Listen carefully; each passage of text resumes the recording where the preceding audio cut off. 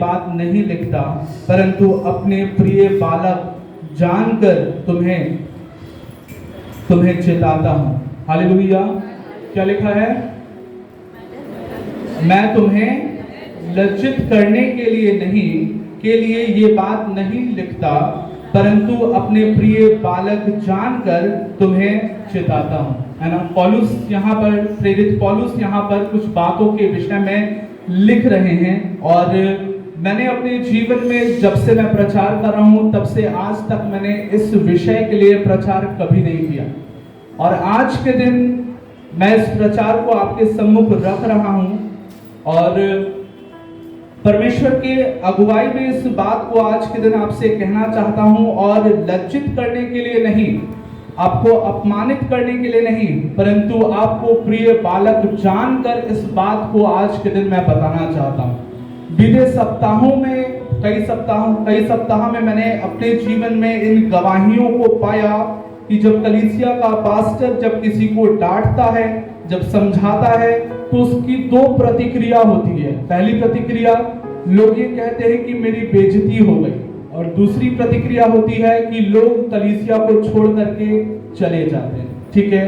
और मैंने अपने जीवन में आज ही के दिन इस बात को कई सप्ताह से मैं ये देख रहा हूं कि लोगों को जब डांट पड़ी है तो वो कलीसिया में उस दिन के बाद से उपस्थित नहीं हो रहे हैं। ठीक है? तो आज के दिन मैं आपको सिखाना चाहता हूं। मैंने इसके पहले आपको कभी नहीं इस विषय के लिए सिखाया, समझाया, लेकिन आज के दिन मैं आपको ये सिखाना चाहता हूं।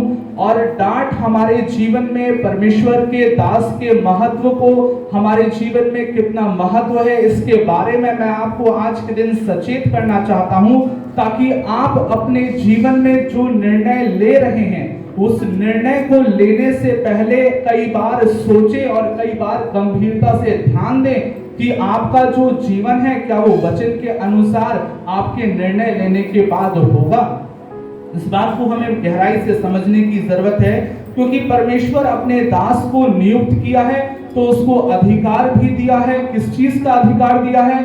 सिखाने का अधिकार दिया है, शिक्षा देने का अधिकार दिया है, अगुवाई करने का अधिकार दिया है और डांटने का भी अधिकार दिया है। जो अपने जीवन में अपने कलीसिया के अगुवे का, पास्टर का इज्जत करते हैं, वो डांट को क्या करेंगे? ग्रहण करेंगे। जो अपने कलीसिया के अगुवे का इज्जत नहीं करते हैं वो कलीसिया छोड़कर चले जाते हैं। और मैं आज के दिन आप सभी से ये कहना चाहता हूं कि अगर आप इज्जत नहीं करते हैं तो अगले संडे से मत आइएगा। कल हम देखेंगे पहला थिस्सलुनीकियों उसका 5 अध्याय उसके 12 पद को हम देखेंगे। पहला थिस्सलुनीकियों उसका 5 अध्याय उसके 12 पद को हम देखेंगे। इसमें इस प्रकार से लिखा हुआ है, पहला थिस्सलुनीकियों उसका 5 अध्याय उसके 12 पद में इस प्रकार से लिखा है, हे भाइयों।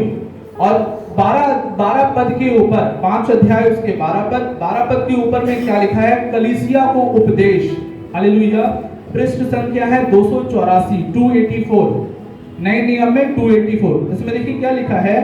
पहला थिस्सलुनीकियों 5 अध्याय उसके 12 पद में इस प्रकार से लिखा हुआ है, हे भाइयों। और इस पद के ऊपर अगर आप देखेंगे तो इस पद के ऊपर लिखा हुआ है कलीसिया को उपदेश। किसको उपदेश दे रहा है परमेश्वर का वचन? कलीसिया को, लोगों को, कलीसिया में आने वाले लोगों को परमेश्वर का वचन क्या दे रहा है? एक उपदेश दे रहा है, एक जानकारी दे रहा है, एक शिक्षा की बातें दे रहा है। और वो शिक्षा की बातें क्या है? वो शिक्षा की बातें है, हे भाइयों, हम तुमसे विनती करते हैं कि जो तुम में परिश्रम करते हैं और प्रभु में तुम्हारे अगुवे हैं और तुम्हें शिक्षा देते हैं, उनका सम्मान करो। हालेलुया। क्या कह रहा है परमेश्वर का वचन? क्या कह रहा है? पहली बात कि कलीसिया के जो अगुवे हैं वो क्या करते हैं? कलीसिया के लिए परिश्रम करते हैं। आप सभी के लिए क्या करते हैं? परिश्रम करते हैं। ये जो टीम है वो टीम क्या करती है? आप सभी के लिए परिश्रम करती है। और किस विषय में परिश्रम करती है? आपको सिखाने के लिए, आपके लिए प्रार्थना करने में। ठीक उसी प्रकार से जो कलीसिया का अगुवा है वो क्या करता है? वो आपके जीवन के लिए परिश्रम करता है, आपके लिए प्रार्थना करता है, आपके घरों में जाकर प्रार्थना करता है, अपने घरों से रह करके आपको प्रार्थना में उठाए रखता है और आपको वचन की क्या शिक्षा देनी है इसके लिए परिश्रम करता रहता है। और भी इनके जैसे कई सारी बातों में आप परमेश्वर का दास क्या करता है, परिश्रम करता है। और इसमें लिखा है और प्रभु में तुम्हारे अगुवे हैं और तुम्हें शिक्षा देते हैं। पहली बात क्या लिखा है, जो परिश्रम करते हैं, तुम्हारे लिए परिश्रम करते हैं ताकि तुम्हारा जीवन क्या हो, वो बेहतर बनने पाए, ताकि आपका जीवन क्या हो, परमेश्वर में मजबूत होने पाए, ताकि आपका जीवन क्या हो, आत्मिक उन्नति प्राप्त करने पाए। और क्या करते हैं, परिश्रम करते हैं। और दूसरी बात क्या लिखा है, और तुम्हें शिक्षा देते हैं, उनका सम्मान करो। 13 पद, और उनके काम के कारण प्रेम के साथ उनको बहुत ही आदर के योग्य समझो।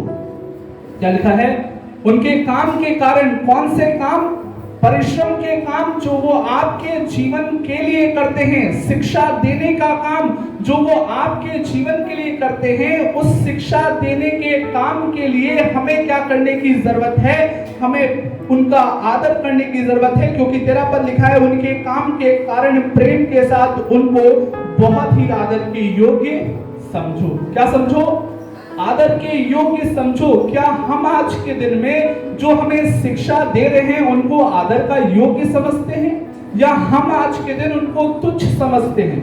कई बार मैं बीते सप्ताह से इस बात को देख रहा हूं कि कुछ लोग आते हैं, यहां से प्रार्थना करवाते हैं और चले जाते हैं बिना मिले। और कई लोग क्या करते हैं, इग्नोर करते हैं। क्या ये सही है?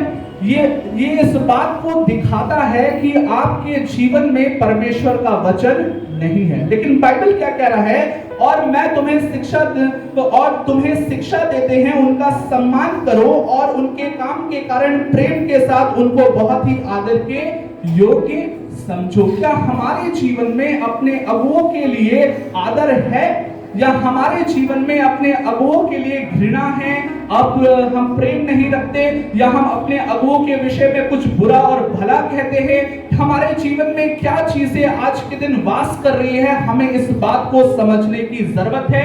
जो प्राचीन अच्छा प्रबंध करते हैं, विशेष करके वे जो वचन सुनाने और सिखाने में परिश्रम करते हैं। किस चीज में? वचन सुनाने और वचन सिखाने में क्या करते हैं, परिश्रम करते हैं। कई बार लोगों को इस बात के विषय में जानकारी नहीं होती है। लोगों को ये लगता है कि वचन तुरंत सिखा दिया जा सकता है, लेकिन इस वचन को सिखाने के लिए मैं मेहनत करता हूँ। इस वचन को सिखाने के लिए मैं खुद स्टडी करता हूँ। इस वचन को सिखाने के लिए मैं रात में 1-1 बजे तक जग के प्रार्थना करता हूँ और वचन पढ़ता हूँ। सुबह 9 बजे से लेकर के 6 बजे तक काम करता हूँ, उसके बाद मीटिंग लेता हूँ, और फिर जब घर जाता हूँ तो 1 बजे रात तक मैं जग करके प्रयास करता हूँ, परिश्रम करता हूँ, और तब आपको ये वचन मिलता है। ये वचन सुनाना कोई आम बात नहीं है, और ये वचन आपको ऐसे ही नहीं मिल जा रहा है, इसके पीछे परिश्रम छुपा हुआ है, और वो परिश्रम आपके सामने प्रकट नहीं है। इसमें लिखा है, विशेष करके जो वचन सुनाने और सिखाने में परिश्रम करते हैं, 2 गुने आदर के योग्य समझे जाए। क्या कह रहा है परमेश्वर का वचन? 2 गुने आदर का योग्य समझे जाए। लेकिन कई लोगों के जीवन में इस भाव को, इस शिक्षा को, इस वचन को मैं नहीं पाता हूं। और कई बार इस विषय को मैं जब नहीं पाता हूं तो मैं देखता हूं मेरे प्रियो कि उनके जीवन में कोई आत्मिक उन्नति नहीं होती। इस बात को स्मरण रखिए, अगर आप अपने पास्टर को अपना दोस्त समझकर व्यवहार कर रहे हैं, अपने से छोटा समझकर व्यवहार कर रहे हैं, तो आपके जीवन में आत्मिक उन्नति और ब्लेसिंग कभी नहीं आ सकती। आप अगर अपने जीवन में अपने पास्टर को अपने बराबर वाला समझ रहे हैं, तो आप अपने जीवन में कभी भी आशीष नहीं प्राप्त कर सकते परमेश्वर के द्वारा। क्योंकि पास्टर या अगुवे को कोई मनुष्य या कोई कलीसिया निर्धारित नहीं करती। ये जो पास्टर, ये जो अगुवे होते हैं, वो उनको कौन निर्धारित करता है? उनको परमेश्वर निर्धारित करता है। और परमेश्वर निर्धारित कैसे करता है? आइए हम देखें यहजकेल उसका 34 अध्याय, यहजकेल उसका 34 अध्याय कोई भी जन खोलेगा यहजकेल उसका 34 अध्याय उसका 23 पद, और कोई दूसरा जन खोल लेगा यिर्मयाह उसका 3 अध्याय उसका 15 पद। हम देखेंगे इसमें क्या लिखा हुआ है। यहजकेल उसका 34 अध्याय और उसका 23 पद, इसमें इस प्रकार से लिखा हुआ है। यहजकेल उसका 34 अध्याय उसका 23 पद, पृष्ठ संख्या है 1010। इसमें इस प्रकार से लिखा है, मैं उन पर एक ऐसा चरवाहा ठहराऊंगा जो उनकी चरवाही करेगा।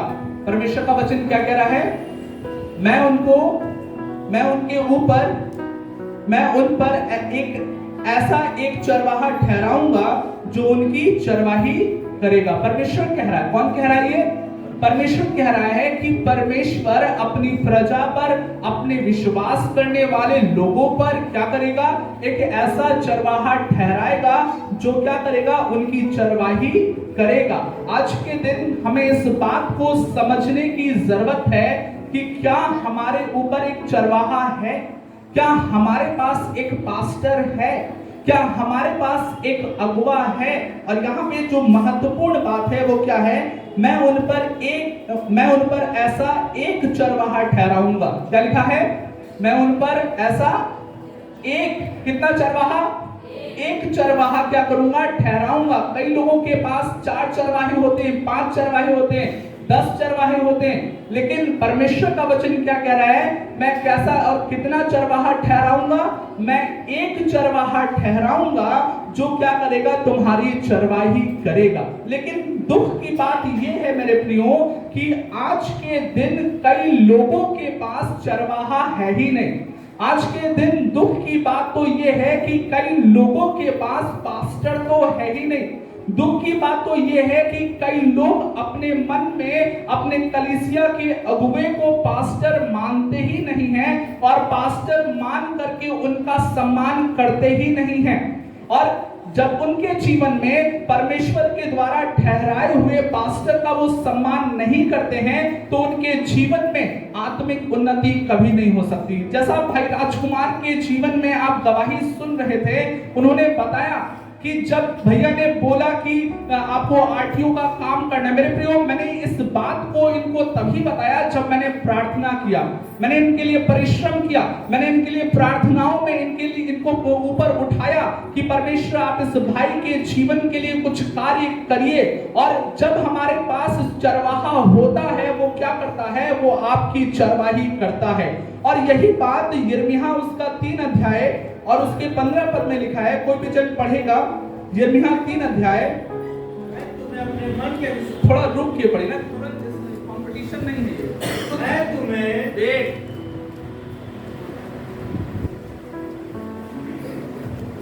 लेकिन लोगों के जीवन में क्या होता है? लोग अपने मन से चरवाहे को सेलेक्ट कर लेते हैं, लोग अपने मन से चरवाहे को नियुक्त कर लेते हैं, लोग अपने मन से जो उनको चरवाहा अच्छा लगता है उस चरवाहे को अपना अगुवा, अपना पास्टर सेलेक्ट कर लेते हैं। लेकिन परमेश्वर क्या कह रहा है कि तुम्हारा चरवाहा कौन होगा ये तुम डिसाइड नहीं करोगे, तुम्हारा चरवाहा कौन होगा ये तुम निर्धारित नहीं करोगे, तुम्हारा चरवाहा कौन होगा वो निर्धारित परमेश्वर करेगा।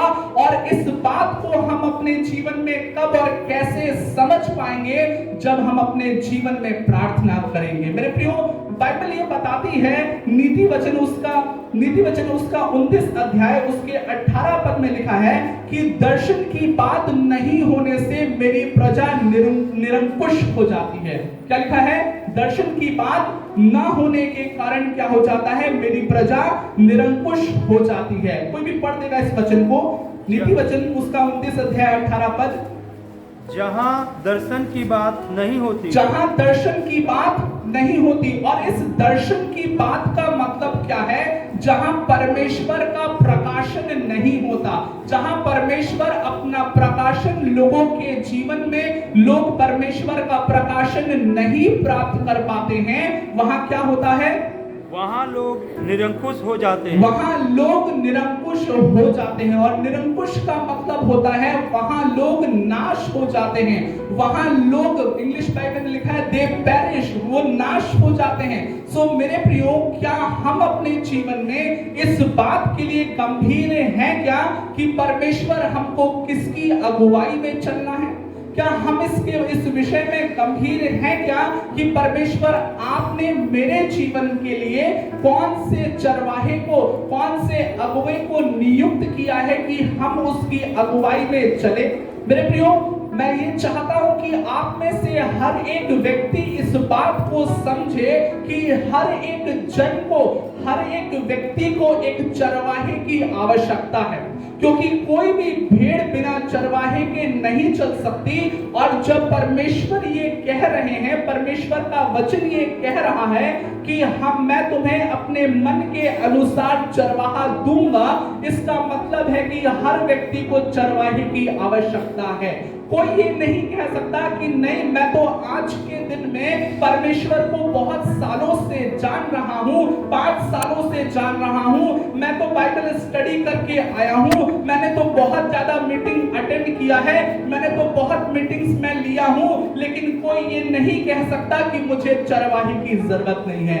आज मुझे भी एक चरवाहे की जरूरत है, और मैं भी एक चरवाहे की अधीनगी में चल रहा हूं। और मैं आपको भी ये कहना चाहता हूं कि आप सभी को एक चरवाहे की आवश्यकता है और जरूरत है, और आप सभी के जीवन में एक चरवाहा होना चाहिए, ताकि आप उसके अनुसार चले और आप परमेश्वर की आशीष को अपने जीवन में जरूर प्राप्त करें। क्यों?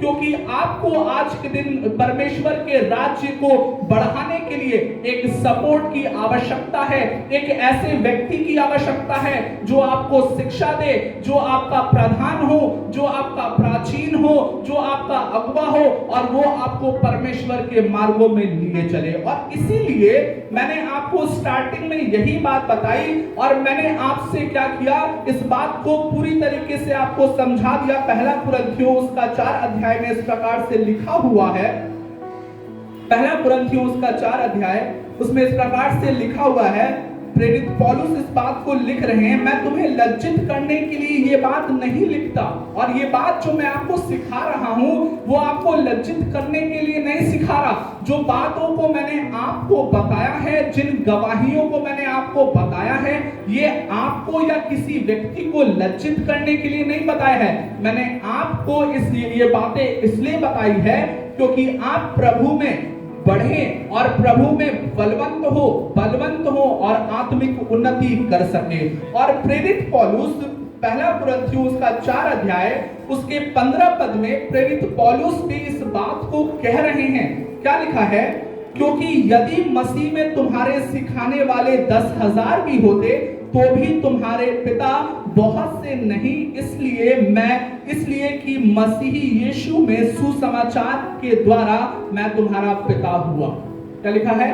कि तुम्हारे सिखाने वाले क्या हो, 10,000 भी क्यों ना हो, लेकिन तुम्हारा जो पिता है, जो आत्मिक पिता है, जिसने तुम्हें परमेश्वर के बारे में समझाया, जो प्रतिदिन तुम्हारा पोषण करता है, जो प्रति रविवार तुम्हें सिखाता है, जो प्रति रविवार और बाकी दिनों में जो तुम्हारे लिए प्रार्थनाएं करता है, वो कितने हो सकते हैं? वो एक हो सकते हैं। आपके जब रिश्तेदार आते होंगे तो वो मिठाइयां, स्वीट्स या चॉकलेट्स लेके जरूर आते होंगे, लेकिन परमेश्वर क्या कह रहा है कि तुम्हें भोजन जो देता है वो तुम्हारा पिता ही देता है। और ठीक इसी प्रकार से परमेश्वर का वचन जो प्रेरित पौलुस कह रहे हैं कि हो सकता है कि कुछ वचन तुमने किसी और के द्वारा सीखा, कुछ वचन तुमने किसी और के द्वारा सीखा, लेकिन तुम्हारा आत्मिक पिता तो कितने हैं? वो एक ही हैं। और ठीक उसी प्रकार से कैसे आत्मिक पिता एक हैं? क्योंकि यहाँ लिखा हुआ है मसीह यीशु के सुसमाचार के द्वारा। और मैं ये जानता हूं कि 2019 में जब लॉकडाउन हुआ, उसके बाद जब चर्चेस शुरू हुए, तो परमेश्वर ने मुझे सुसमाचार की गंभीरता के विषय में बताया और यहाँ जितने भी लोग बैठे हैं, इस कलीसिया के मुख्य तौर से जितने भी लोग बैठे हैं, उनको मैंने क्या किया? सुसमाचार सिखाया और सुसमाचार समझाया। और इस सुसमाचार के आधार पर पौलुस क्या कह रहे हैं? तुम्हारा आत्मिक पिता कौन है? तुम्हारा आत्मिक पिता मैं ही हूं। और ठीक उसी रीति से मैं भी आपसे ये कहना चाहता हूं कि सुसमाचार के अनुसार आत्मिक पिता मैं ही हूं। लेकिन कई बार क्या होता है, लोग अपने जीवन में अपने अगुवे को बदल लेते हैं। जैसे मैंने आपको बताया कि जब डांट पड़ती है तो लोग क्या करते हैं? कलीसिया छोड़ते हैं। लोग क्या करते हैं? उनकी बेइज्जती हो जाती है और क्या होता है? अंत में ये होता है कि वो कलीसिया छोड़ देते हैं। तो कई बार जब अगुवे उनके जीवन से, जिनको परमेश्वर ने निर्धारित किया है, वे उनको छोड़ करके चले जाते हैं। और जब वे उनको छोड़ के चले जाते हैं तो उनका अंत क्या होता है, हम आज के दिन देखेंगे। हम निकालेंगे निर्गमन की पुस्तक,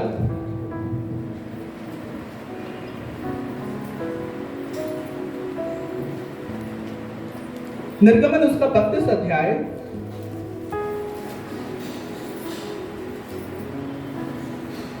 निर्गमन उसका 32 अध्याय, उसके 1 पद से लेकर के 10 पद तक कोई भी जन पढ़ेगा। निर्गमन उसका 32 अध्याय और उसके 1 पद से लेकर के उसके 32 पद तक पढ़ेंगे। कोई भी जन पढ़ेगा इसको। जब लोगों ने देखा कि ये सबको मिल गया। निर्गमन उसका 32 अध्याय, पृष्ठ संख्या 108। निर्गमन उसका 32 अध्याय, निर्गमन उसका 32 अध्याय, निर्गमन उसका 32 अध्याय, उसके 1 पद से 10 पद तक पढ़ेंगे। ठीक है। जब लोगों ने देखा कि मूसा को पर्वत से उतरने में विलंब हो रहा है, तब वे हारून के पास इकट्ठे होकर कहने लगे, अब हमारे लिए देवता बना जो हमारे आगे आगे चले, क्योंकि उस पुरुष मूसा को जो हमें मिस्र देश से निकाल ले आया है, हम नहीं जानते कि क्या हुआ। हारून ने उनसे कहा, तुम्हारी स्त्रियां और बेटे बेटियों के कानों में सोने की जो बालियां हैं उन्हें उतारो और मेरे पास ले आओ। तब सब लोगों ने उनके कानों से सोने की बालियों को उतारा और हारून के पास ले आए। हारून ने उन्हें उनके हाथ से लिया और एक बछड़ा ढालकर बनाया और टाँकी से गढ़ा। तब लोग कहने लगे, हे इस्राएल, तेरा ईश्वर जो तुझे मिस्र देश से छुड़ा लाया है, वह यही है। यह देख के हारून ने उसके आगे एक वेदी बनवाई और यह प्रचार किया, कल यहोवा के लिए पर्व होगा। और दूसरे दिन लोगों ने भोर को उठकर होम बलि चढ़ाए और मेल बलि ले आए। फिर बैठकर खाया पिया और उठकर खेलने लगे। तब यहोवा ने मूसा से कहा, नीचे उतर जा, क्योंकि तेरी प्रजा के लोग जिन्हें तू मिस्र देश से निकाल ले आया है, वे बिगड़ गए हैं। और जिस मार्ग पर चलने की आज्ञा मैंने उनको दी थी, उसको झटपट छोड़कर उन्होंने एक बछड़ा ढालकर बना लिया। फिर उसको दंडवत किया और उसके लिए बलिदान भी चढ़ाया। और यह कहा है, हे इस्राएलियों, तुम्हारा ईश्वर जो तुम्हें मिस्र देश से छुड़ा ले आया है, वह यही है। फिर यहोवा ने मूसा से कहा, मैंने इन लोगों को देखा और सुन वे हठीले हैं। अब मुझे मत रोक, मेरा कोप उन पर भड़क उठा है, जिससे मैं उन्हें भस्म करूं, परंतु तुझसे एक बड़ी जाति उपजाऊंगा। Hallelujah, hallelujah.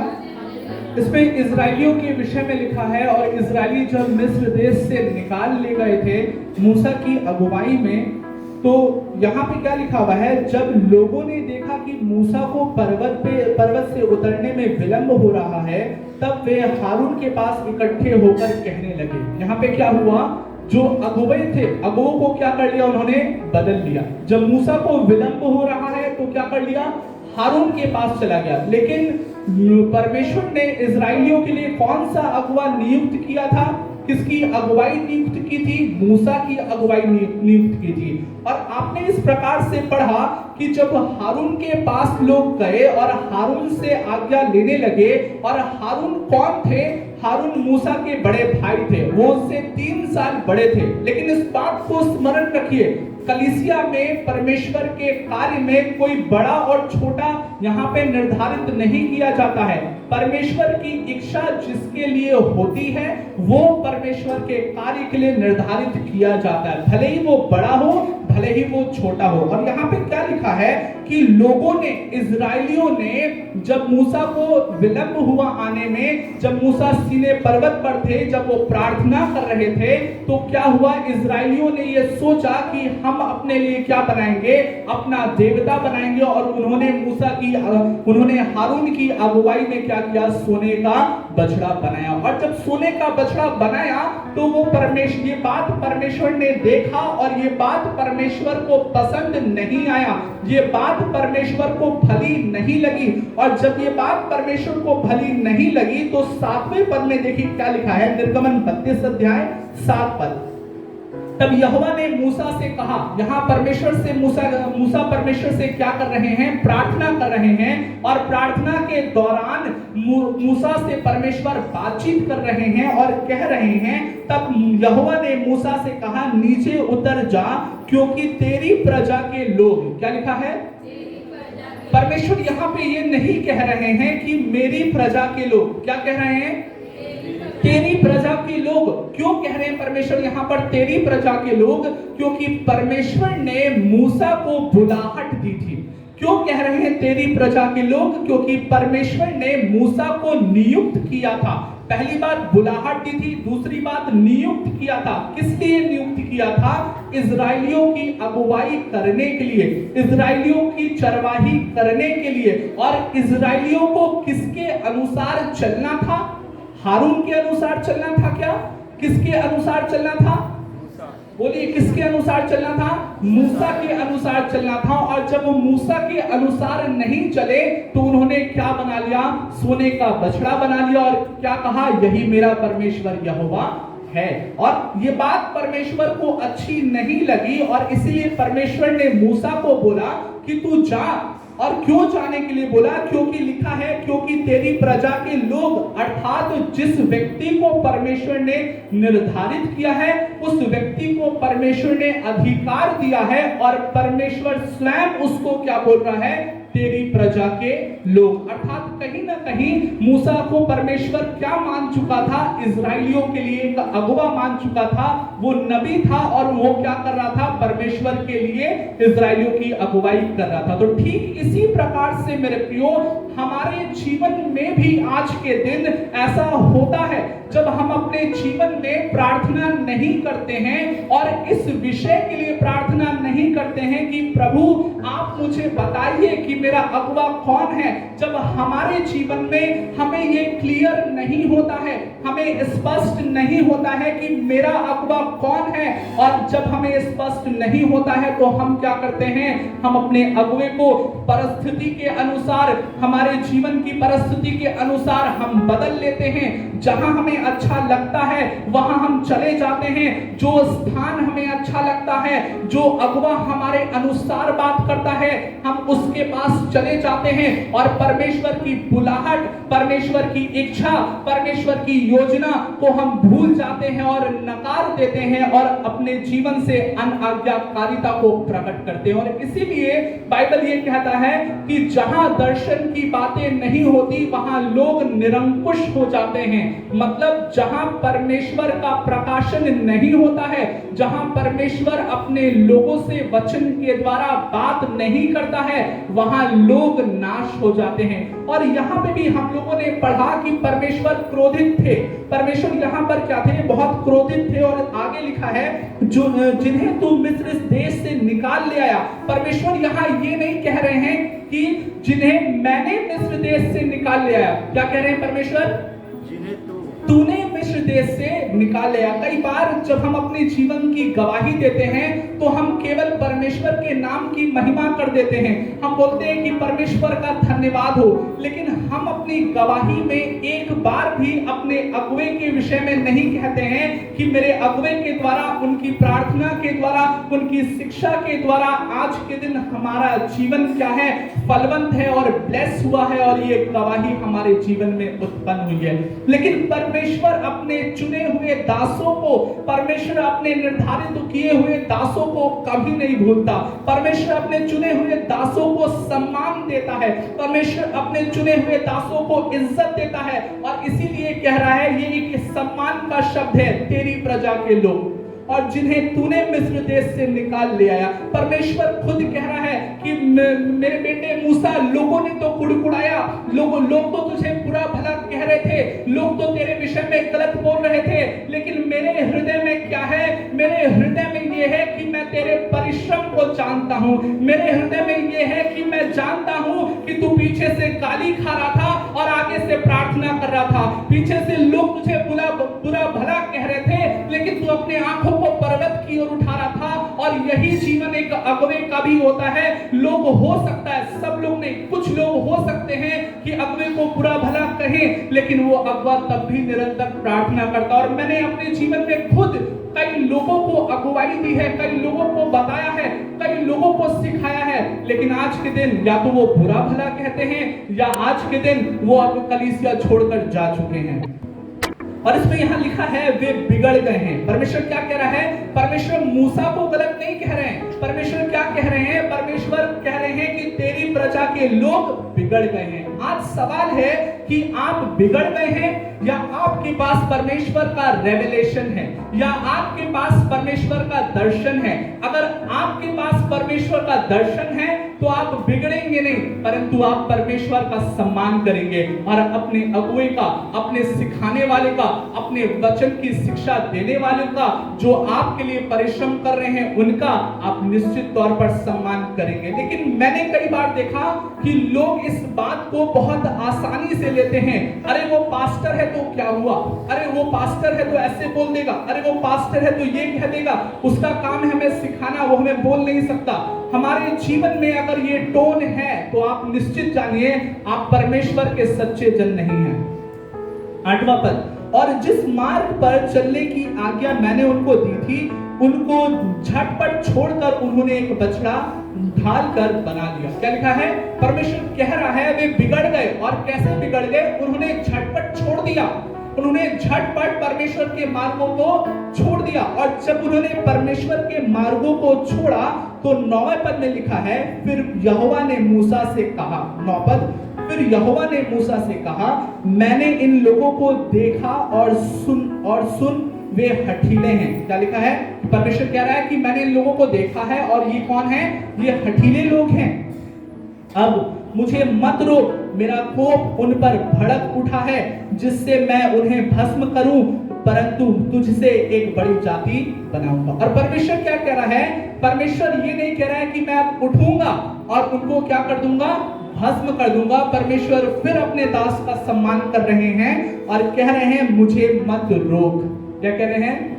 मुझे मत रोक। अर्थात कई बार आपके जीवन में अगर परेशानियां रुक जाती है तो ये हो सकता है कि आपकी प्रार्थना, आपके पास्टर की प्रार्थना के वजह से, क्योंकि परमेश्वर मूसा को क्या कर रहे हैं? परमेश्वर मूसा को सम्मान दे रहे हैं और वो ये कह रहे हैं कि मुझे मत रोक। मुझे मत रोक मतलब मुझसे प्रार्थना मत कर, मुझसे अपने लोगों के लिए, अपने प्रजा के लोगों के लिए प्रार्थना मत कर, क्योंकि वे हठीले लोग हैं। वे ऐसे लोग हैं जिनको मैंने कई बार चांस दिया, कई बार मौका दिया, लेकिन वे अभी तक नहीं सुधर पाए हैं। मेरे प्रियो, परमेश्वर का दास जब आपके लिए प्रार्थना करता है तो निश्चित तौर से ऐसा होता है कि परमेश्वर उसकी प्रार्थना को सुनता है। लेकिन क्या आप अपने जीवन को बदल रहे हैं?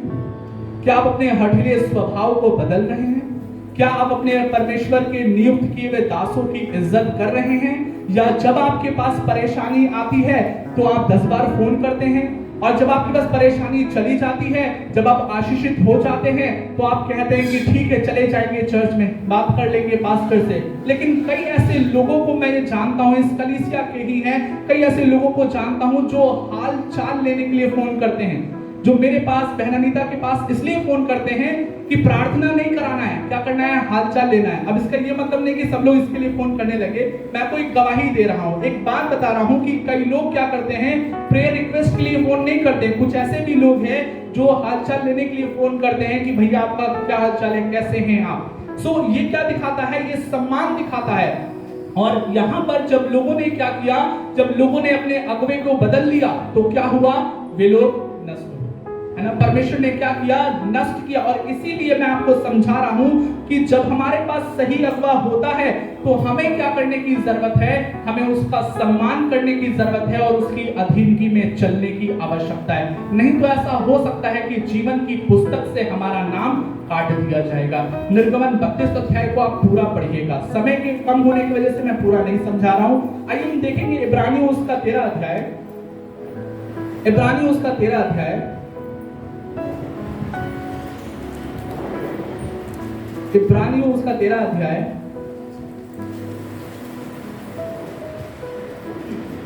इब्रानियों उसका 13 अध्याय उसके 17 पद को हम पढ़ेंगे।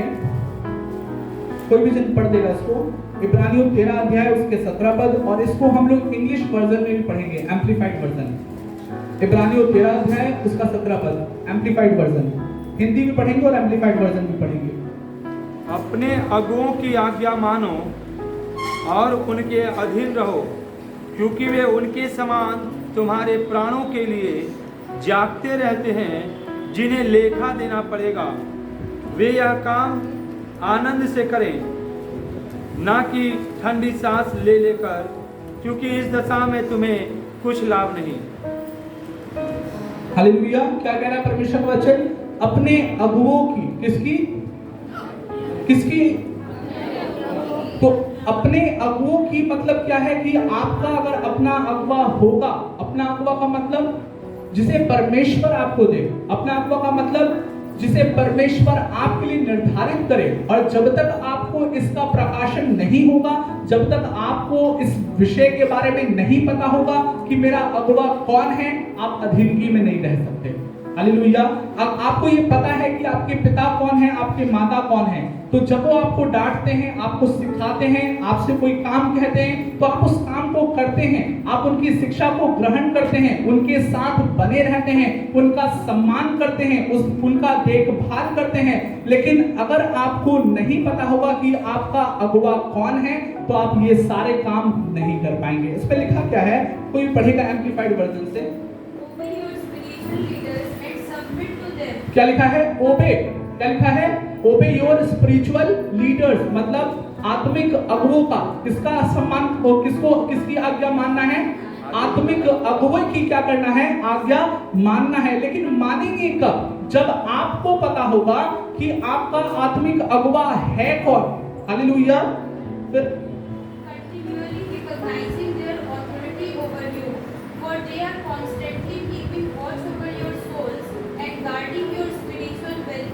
क्या लिखा है, गार्डिंग योर स्पिरिचुअल वेलफेयर, आपके आत्मिक लाभ के लिए वो क्या करते हैं, प्रार्थना करते हैं, सुरक्षा करते हैं। कैसे आपको सुरक्षित रखते हैं, प्रार्थना में सुरक्षित रखते हैं। मूसा क्या कर रहे थे, वो इजराइलियों के लिए जा करके परमेश्वर की इच्छा को प्रकट सुन रहे थे, समझ रहे थे, और इसीलिए उनको क्या हो गया, विलंब हो गया। लेकिन उन्होंने क्या किया, इजराइलियों ने क्या किया, वो मूसा के लिए इंतजार नहीं किए। कई बार ऐसा होता है, मीटिंग कई दिनों के बाद करना होता है। मान लीजिए प्रेयर रिक्वेस्ट लिखा है, मीटिंग रिक्वेस्ट लिखा है, और मीटिंग आपके घर पे नहीं हुआ, तो खबर आता है कि भैया तो हमारे घर आते ही नहीं, भैया तो हमारे घर मीटिंग करते ही नहीं, है ना।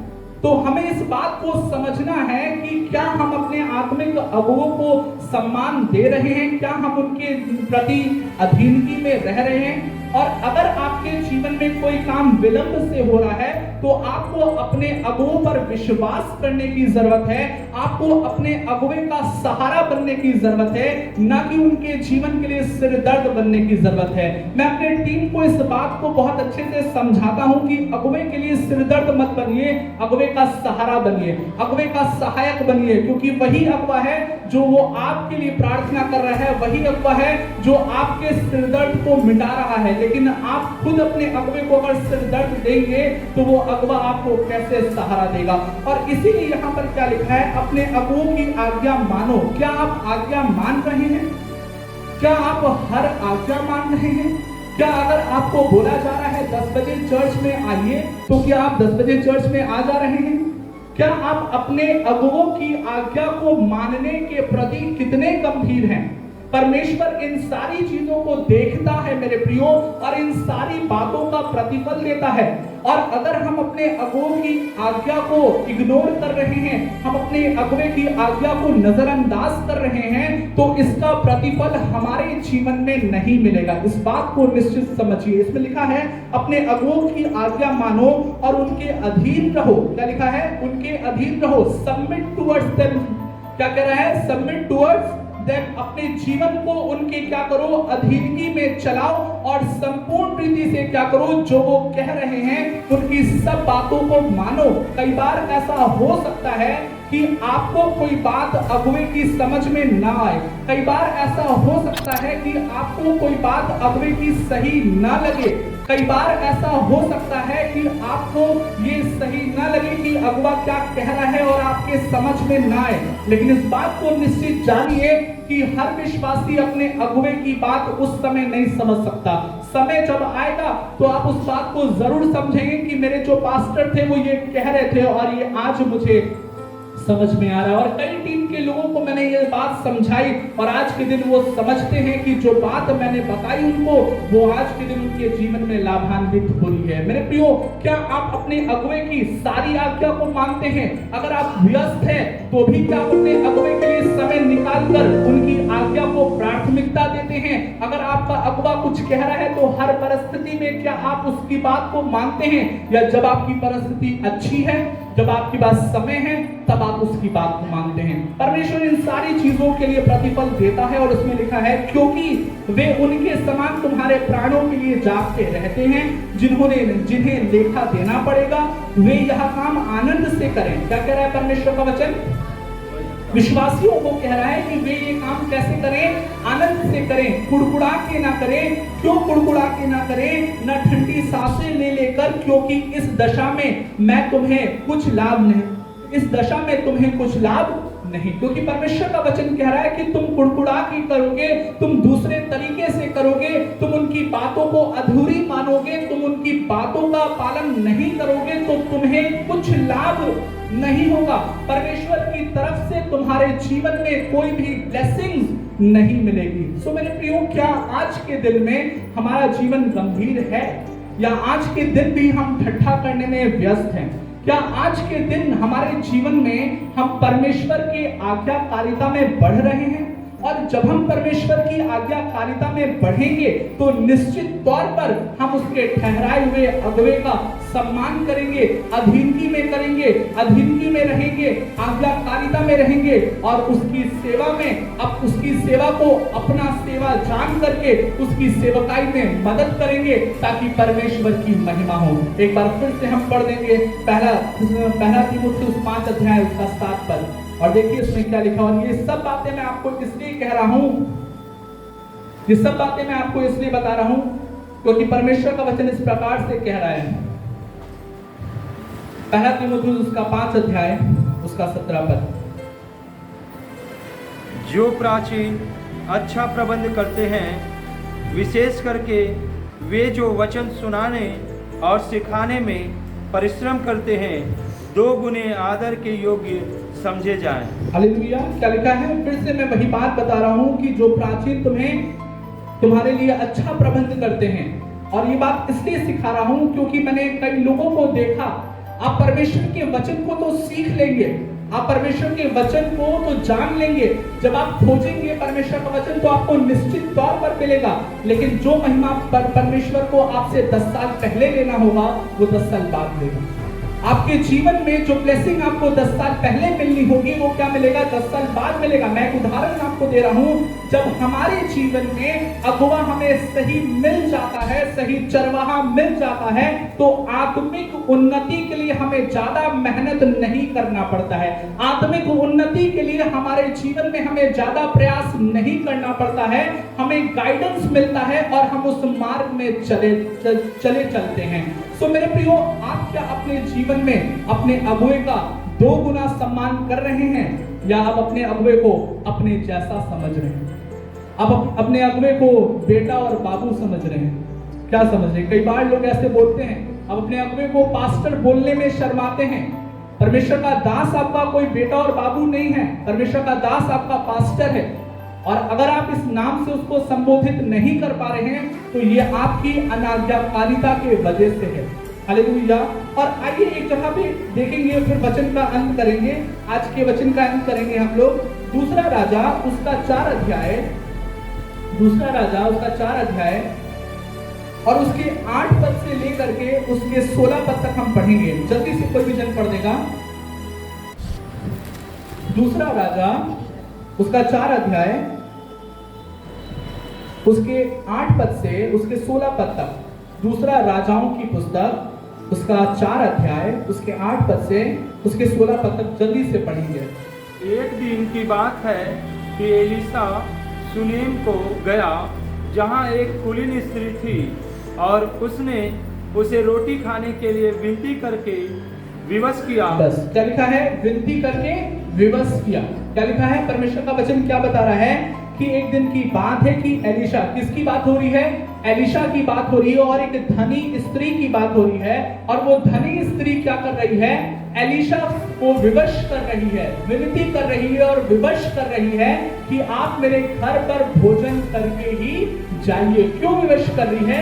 क्योंकि वो परमेश्वर का जन है। क्यों विवश कर रही है? क्योंकि वो परमेश्वर के लिए परिश्रम कर रहा है। क्या हम अपने जीवन में ऐसा करते हैं? नेक्स्ट।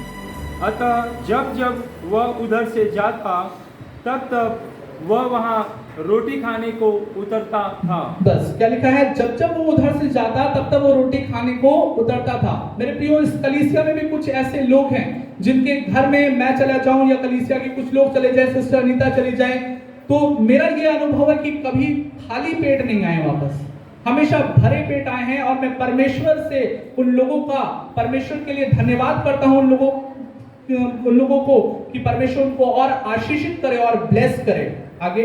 उस स्त्री ने अपने पति से कहा, सुन, यह जो बार बार हमारे यहाँ से होकर जाया करता है, वह मुझे परमेश्वर का कोई पवित्र भक्त जान पड़ता है। हम भीत पर एक छोटी उपरौती कोठरी बनाएं और उसमें उसके लिए एक खाट, एक मेज, एक कुर्सी और एक दीवट रखें कि जब जब वह हमारे यहाँ आए तब तब उसी में टीका करे। हालेलुया। यहाँ पे क्या कह रहा है? परमेश्वर का वचन क्या बता रहा है यहाँ पे कि वो जो स्त्री थी वो अपने पति से क्या कर रही थी? बातचीत कर रही थी कि जब वो परमेश्वर का दास हमारे यहाँ आए या यहाँ से जाएं जब परमेश्वर के दास, तो क्या करें हम उनके लिए एक कोठरी बना दें जिसमें उनके रहने के सामान को दे दें, ताकि जब वो यहाँ से जाएं तो वो क्या करें? वो यहाँ पर रुके, आराम करें और फिर अपने मिनिस्ट्री के लिए, फिर अपनी सेवा के लिए वो आगे बढ़ जाए। मेरे प्रियो, ये क्या है? ये परमेश्वर के उसी वचन के अनुसार है कि अपने अगुवों को या जो तुम्हें वचन सिखाने में परिश्रम करते हैं उनको 2 गुना आदर के योग्य समझो। ये स्त्री ये समझ गई थी कि परमेश्वर का ये जन है और ये प्रार्थना करता है। निश्चित तौर से उसके लिए उसने प्रार्थना किया होगा या उसको कुछ सिखाया होगा, परमेश्वर के बारे में बताया होगा, इस विषय में बताया होगा। और उसने क्या सोचा? उसने उस विषय के लिए अपने उस परमेश्वर के दास के विषय में सोचा। क्या हम आज के दिन परमेश्वर के दास के विषय में ऐसा सोचते हैं? क्या हम अपने अगुवों को मदद करने के विषय में सोचते हैं? क्या उनकी सेवकाई के लिए मदद करने के विषय में सोचते हैं? और इसने सोचा, ये अपने परमेश्वर के दास के लिए ये क्या थी? ये एक सहायक ही कहा जा सकता है, क्योंकि इसने मदद किया, इसने इंतजाम किया, इसने हेल्प किया परमेश्वर के दास की। और आगे इसमें क्या लिखा है पढ़ेंगे। एक दिन की बात है कि वह वहां जाकर उस उपरौती कोठरी में टिका और उसी में लेट गया। और उसने अपने सेवक गेहजी से कहा, उस सुनेमिन को बुला ले। उसके बुलाने से वह उसके सामने खड़ी हुई। तब उसने गेहजी से कहा, इससे कह कि तूने हमारे लिए ऐसी बड़ी चिंता की है, तो तेरे लिए क्या किया जाए?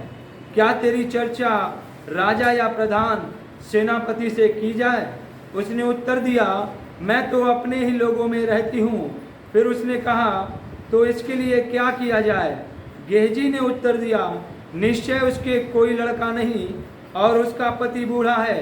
उसने कहा, उसको बुला ले। और जब उसने उसे बुलाया तब वह द्वार में खड़ी हुई।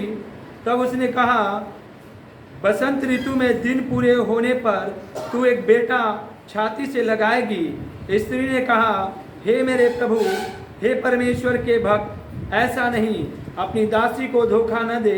स्त्री को गर्भ रहा और बसंत ऋतु का जो समय एलिशा ने उससे कहा था, उसी समय जब दिन पूरे हुए तब उसके पुत्र उत्पन्न हुआ। हालेलुया। यहाँ पे क्या लिखा है कि जब वचन बता रहा है यहाँ पे 13 पद में कि तूने हमारे लिए ऐसी बड़ी चिंता की। एलिशा क्या कह रहे हैं कि तूने हमारे लिए क्या की, ऐसी बड़ी चिंता की। केवल चिंता नहीं की, परंतु ये उनकी दृष्टि में क्या था, बड़ी चिंता था। और जब उसने बड़ी चिंता किया तो उसका प्रतिफल भी उसको मिला। और उसका प्रतिफल क्या था, वो निसंतान थी, लेकिन उसको परमेश्वर के द्वारा क्या मिला, संतान की आशीष मिली। मेरे प्रियो, इस बात को हम निश्चित जाने, और जैसा मैं आपसे कह रहा था कि जब हम परमेश्वर के दास के अधीनगी में रहते हैं, जब हम उनकी चिंता करते हैं, जब उनके लाभ के विषय में सोचते हैं, उनकी मिनिस्ट्री में मदद करते हैं, सहायता करते हैं, तो निश्चित तौर पर हम अपना प्रतिफल कभी नहीं खो सकते। और यहां पर भी क्या हुआ, वो सुनेमानी स्त्री क्या की, वो अपने जीवन में एक ब्लेसिंग को पाई। वो ब्लेसिंग क्या था, चाइल्ड ब्लेसिंग को अपने जीवन में पाए। निश्चित तौर पर मेरे प्रियो, यदि आप अपने जीवन में परमेश्वर के वचन के अनुसार चलेंगे तो आप भी आशीषित होंगे और आप भी अपना प्रतिफल नहीं खोएंगे। सो आज के इस वचन के अनुसार यदि आपको लग रहा है कि जो बातें मैंने आपको बताई है ये आपको मानने वाली है, तो निश्चित मानिए, मेरी तरफ से ना परमेश्वर की तरफ से कोई दबाव है। हर व्यक्ति अपने जीवन में स्वतंत्र है अपने जीवन में कार्य करने के लिए।